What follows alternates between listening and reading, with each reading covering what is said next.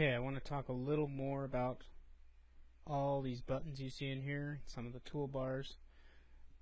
Remember, like I said before, this over here is called the command panel, and this is kind of our command center. This is where most of the things that we're going to be doing take place. Right over here we have the create tab, we have the modify tab. Probably 90% of the time you're going to be in these two tabs doing things. So create, you create things like standard primitives, boxes, spheres, cylinders, torus, teapot. You can also create splines, lines, circles. So those look like that, a basic circle. And we'll talk more about that when we go into basic modeling techniques. Here's where you create lights, cameras, and then these are helpers. We probably won't be getting into those in a beginner course. And you'll see that in the create panel, under standard primitives, there's also a drop down to go to things like extended primitives, and here you have things like a hedra, a torus knot, and then compound objects. These are kind of, most of these are more advanced, and we probably won't be getting in those too much. We'll probably stick with standard primitives and possibly extended primitives in this course. In splines, we have splines, NURBS curves, extended splines. We're going to be sticking mostly in splines here. With lights, like I've said before, V-Ray is how I'm going to be lighting the scene most of the time. But for those of you who may not have access to V-Ray or want to learn some of the standard max, we might use some of the built-in standard max stuff on occasion, which would be standard.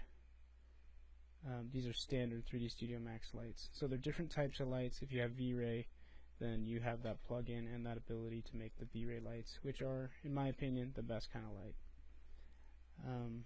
Okay, so that's the command panel.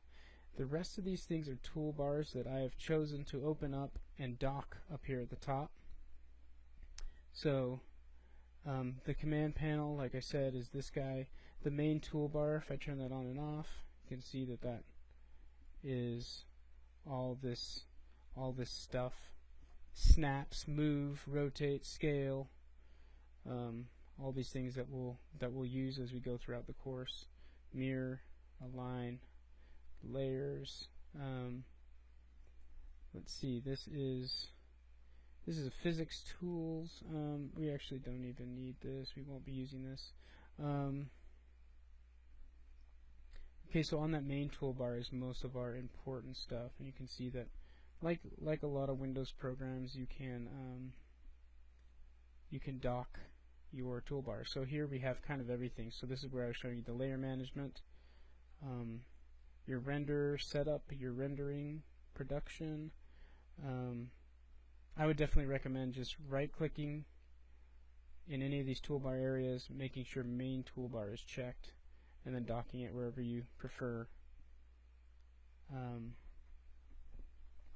because you're going to be using that over and over and over again. Up here you have something called the ribbons, and this is a little bit advanced for what we're doing right now, but I might be able to show you some of that when we get into a little bit of polygons.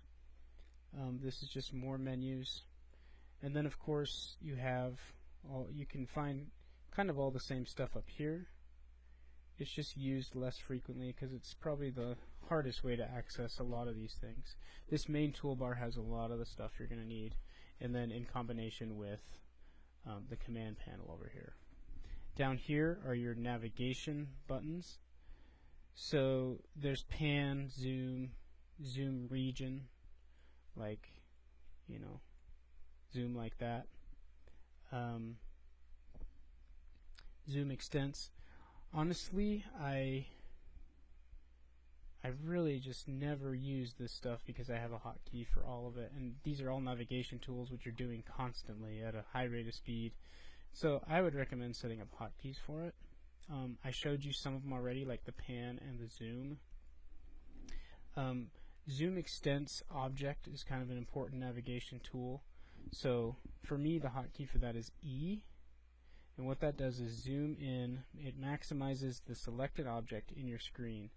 That is zoom extents, and if you hold down on these buttons it gives you more options. So there's zoom extents and zoom extents object are selected, so that's that one. Zoom extents regular is just zoom extents of all objects in the scene. I never use that. I always use, so if you have nothing selected and you zoom extents object, then it will just do the regular zoom extents. So like I said, I set that up as a hotkey for E, and you can do that here. Customize user interface, go to keyboard, select in here and hit Z for and it'll take you to zoom extents. Zoom extents selected is the one you want. Set that to E by going here and typing in E. Mine's already set up. Not sure if that's a default one or not, but then you can save your keyboard so that it stays that way. So now watch. If I tumble and I set it here for orbit selected, so it'll always orbit selected now. And then whatever I've got selected it will orbit around that, which is pretty valuable. If I have nothing selected, it'll just kind of orbit around the whole scene. If I select this and hit E, boom, I go right to it. If I deselect it and hit E, then I zoom extends all. And of course I can always use the scroll in and out. Okay, so that's more about the navigation. A lot of these tools down here for animation, which we're not going to be getting into at the moment. This gives you, like I showed you, the save and open and merge and import options. Here you can see these are custom toolbars I've made, and they are all the modifiers that I use really frequently.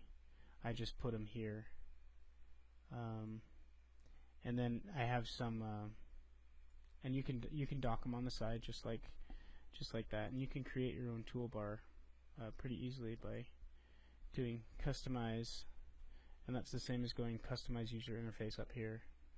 And you can do toolbars, create new, name it whatever you want, and it just put it there. And then you can add different commands to that.